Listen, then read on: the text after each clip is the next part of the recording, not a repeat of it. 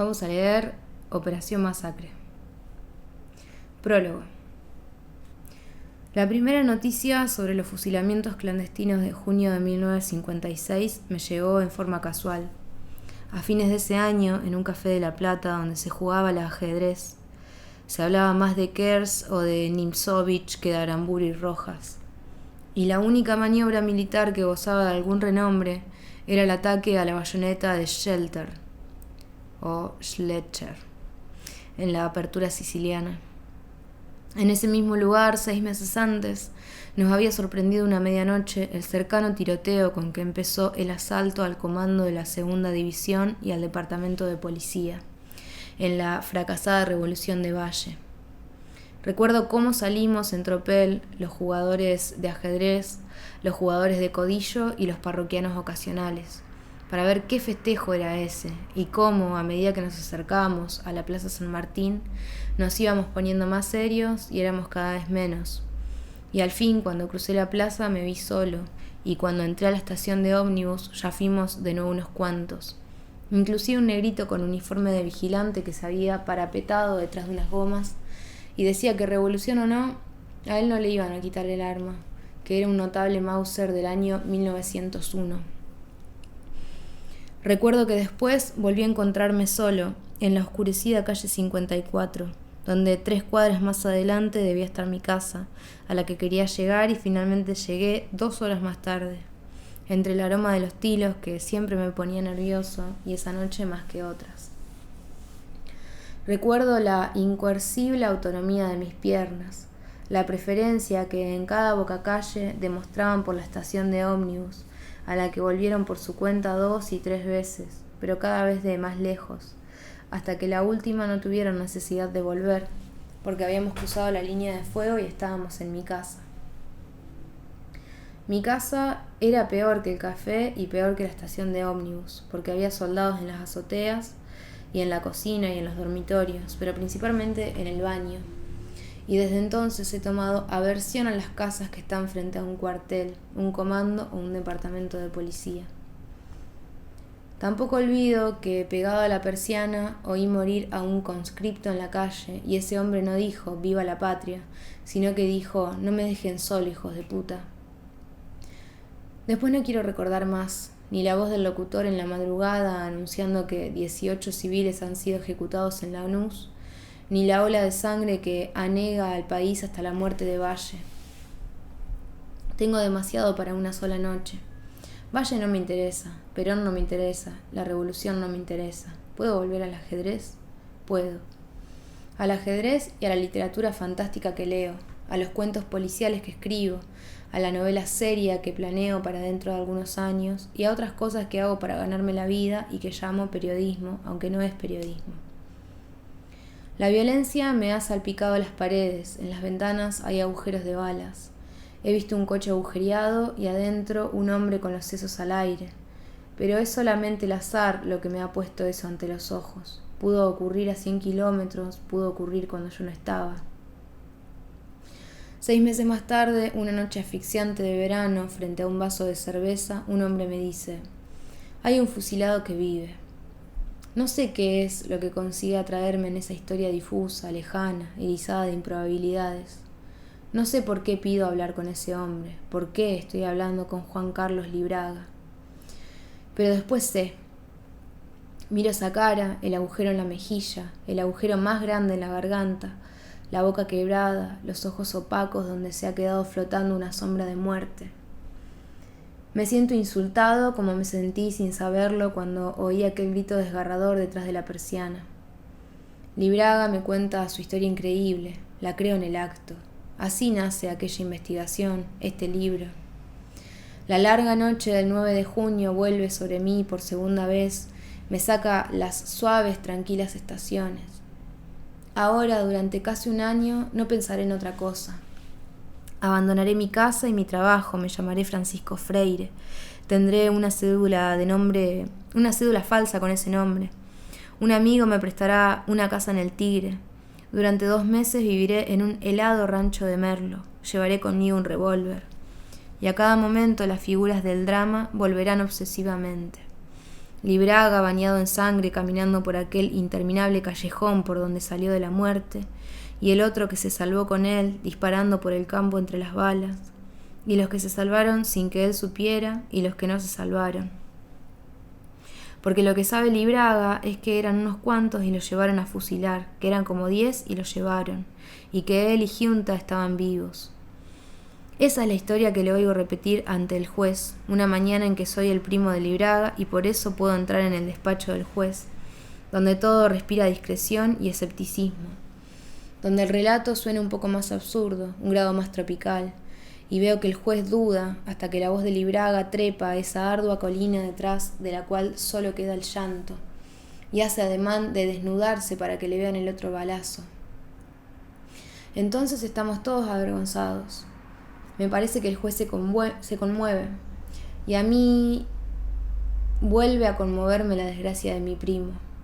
Esa es la historia que escribo en caliente y de un tirón, para que no me ganen de mano, pero que después me va arrugando día a día, se me va arrugando en un bolsillo porque la paseo por todo Buenos Aires y nadie me la quiere publicar y casi ni enterarse. Es que uno llega a creer en las novelas policiales que ha leído o escrito. Piensa que una historia así, con un muerto que habla, se la van a pelear en las redacciones. Piensa que está corriendo una carrera contra el tiempo, que en cualquier momento un diario grande va a mandar una docena de reporteros y fotógrafos, como en las películas. En cambio se encuentra con un multitudinario esquive de bulto. Es cosa de reírse, a 12 años de distancia porque se pueden revisar las colecciones de los diarios, y esta historia no existió ni existe.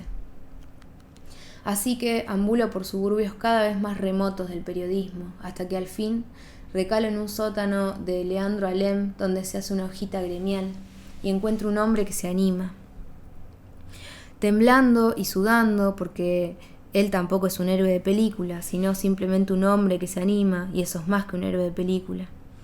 Y la historia sale, es un tremolar de hojitas amarillas en los kioscos, sale sin firma, mal diagramada, con los títulos cambiados, pero sale. La miro con cariño mientras se fuma en 10 millares de manos anónimas, pero he tenido más suerte todavía. Desde el principio está conmigo una muchacha que es periodista, se llama Enriqueta Muñiz, se juega entera. Es difícil hacerle justicia en unas pocas líneas, simplemente quiero decir que en lugar de este libro escribo hice, fui, descubrí, debe entenderse hicimos, fuimos, descubrimos. Algunas cosas importantes las consiguió ella sola, como los testimonios de los exiliados Troxler, Benavides, Gavino. En esa época el mundo no se me presentaba como una serie ordenada de garantías y seguridades, sino más bien como todo lo contrario. En Enriqueta Muñiz encontré esa seguridad, valor, inteligencia, que me parecían tan rarificados a mi alrededor. Así que una tarde tomamos el tren a José León Suárez. Llevamos una cámara y un planito a lápiz que nos ha hecho Libraga, un minucioso plano de colectivero con las rutas y los pasos a nivel, una arboleda marcada y una X donde fue la cosa.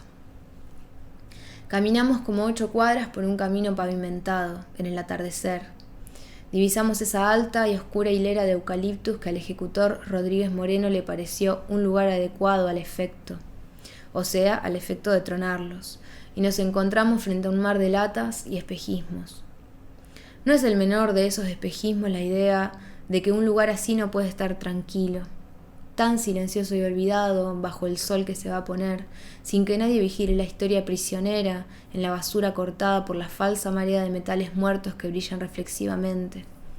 Pero Enriqueta dice, aquí fue, y se sienta en la tierra con naturalidad para que le saque una foto de picnic, porque en ese momento pasa por el camino un hombre alto y sombrío, con un perro grande y sombrío. No sé por qué uno ve esas cosas, pero aquí fue, y el relato de Libraga corre ahora con más fuerza. Aquí el camino, allá la zanja y por todas partes el basural y la noche. Al día siguiente vamos a ver al otro que se salvó, Miguel Ángel Giunta, que nos recibe con un portazo en las narices. No nos cree cuando le anunciamos que somos periodistas. Nos pide credenciales que no tenemos, y no sé qué le decimos a través de la mirilla, qué promesa de silencio, qué clave oculta, para que vaya abriendo la puerta de a poco y vaya saliendo, cosa que le lleva como media hora, y hable, que le lleva mucho más. Es matador escuchar a Giunta porque uno tiene la sensación de estar viendo una película que desde que se rodó aquella noche gira y gira dentro de su cabeza sin poder parar nunca. Están todos los detallitos, las caras, los focos, el campo, los menudos ruidos, el frío y el calor, la escapada entre las latas, el olor a pólvora y pánico. Y uno piensa que cuando termine va a empezar de nuevo, como es seguro que empieza dentro de su cabeza ese continuado eterno "así me fusilaron". Pero lo que más aflige es la ofensa que el hombre lleva dentro. Cómo está lastimado por ese error que cometieron con él, que es un hombre decente y ni siquiera fue peronista, y todo el mundo le puede decir quién soy. Aunque eso ya no es seguro, porque hay dos Giuntas. Ese que habla torrencialmente mientras se pasa la gran película, y otro que a veces se distrae y consigue sonreír y hacer un chiste como antes. Parece que aquí va a terminar el caso, porque no hay más que contar. 2 sobrevivientes y los demás están muertos. Uno puede publicar el reportaje a Giunta y volver a aquella partida que dejó suspendida en el café hace un mes, pero no termina. A último momento, Giunta se acuerda de una creencia que él tiene, no de algo que sabe, sino de algo que ha imaginado o que oyó murmurar, y es que hay un tercer hombre que se salvó. Entretanto, la gran divinidad de la picana y sus metralletas empieza a tronar desde La Plata. La hojita del reportaje flota en los pasillos desde la jefatura de policía y el teniente coronel Fernández Suárez quiere saber qué bochinche es ese. El reportaje no estaba firmado, pero al pie de los originales figuraban mis iniciales. En el diarito trabajaba un periodista con las mismas iniciales, aunque a él le tocaron en otro orden. JWR. Una madrugada se despierta para contemplar una interesante concentración de fusiles y otros implementos silogísticos. Y su espíritu experimenta esa gran emoción previa a una verdad por revelarse. Lo sacan en calzoncillo y lo trasladan en un vuelo a La Plata y a la jefatura. Lo sientan en un sillón y enfrente está sentado el teniente coronel que le dice: "Y ahora, por favor, hágame un reportaje a mí". El periodista aclara que no es a él a quien corresponden esos honores, mientras por lo bajo se acuerda de mi madre. La rueda sigue girando. Hay que ir por esos andurriales en busca del tercer hombre, Horacio Di Ciano, que se ha vuelto lombriz y vive bajo tierra. Parece que ya nos conocen en muchas partes, los chicos por lo menos nos siguen, y un día una nena nos para en la calle. "El señor que ustedes buscan", nos dice, "está en su casa. Les van a decir que no está, pero está". "¿Y vos sabés por qué venimos?". "Sí, yo sé todo". "Bueno, Cassandra, nos dicen que no está, pero está, y hay que ir venciendo las barreras protectoras, las cautelosas deidades que custodian a un enterrado vivo. Esta pared, esta cara que niega y desconfía". Se pasa del sol de la calle a la sombra del Porsche. Se pide un vaso de agua y se está dentro en la oscuridad. Se pronuncian palabras, ganzúa, hasta que la masa oxidada del manojo funciona. Y don Horacio Ciano sube una escalera tomado de la mano de su mujer, que lo trae como un chico. Así que son 3. Al día siguiente llega al periódico una carta anónima y dice que lograron fugar Libraga, Giunta y el suboficial Gavino. Así que son 4. Y Gavino, dice la carta, pudo meterse en la embajada de Bolivia y asilarse a aquel país. En la embajada de Bolivia no encuentro pues a Gavino, pero encuentro a su amigo Torres, que sonríe, cuenta con los dedos, me dice: "Le faltan 2". Y me habla de Troxler y Benavides. Así que son 6. Y ya que estamos, ¿no serán 7? Puede ser, me dice Torres, porque había un sargento con un apellido muy común, algo así como García o Rodríguez, y nadie sabe qué ha sido de él. A los 2 o 3 días vuelvo a ver a Torres y le disparo a quemarroca. Rogelio Díaz. Se le ilumina la cara. ¿Cómo hizo? Ya no recuerdo cómo hice, pero son 7. Entonces puedo sentarme porque ya he hablado con sobrevivientes, viudas, huérfanos, conspiradores asilados, prófugos, delatores, presuntos, héroes anónimos. En el mes de mayo tengo escrita la mitad de este libro. Otra vez el paseo en busca de alguien que lo publique. Por esa época, los hermanos Jacobella han sacado una revista. Hablo con Bruno, después con Tulio. Tulio Jacobella lee el manuscrito y se ríe. no del manuscrito, sino del lío en que se va a meter y se mete. Lo demás es el relato que sigue. Se publicó en mayoría es un libro, supongo, un diario o algo por el estilo. Se publicó en mayoría, de mayo a julio de 1957. Después hubo apéndices, corolarios, desmentidas y réplicas, que prolongaron esa campaña hasta abril de 1958. Los he suprimido, así como parte de la evidencia que usé entonces y que reemplazo aquí con otra más categórica.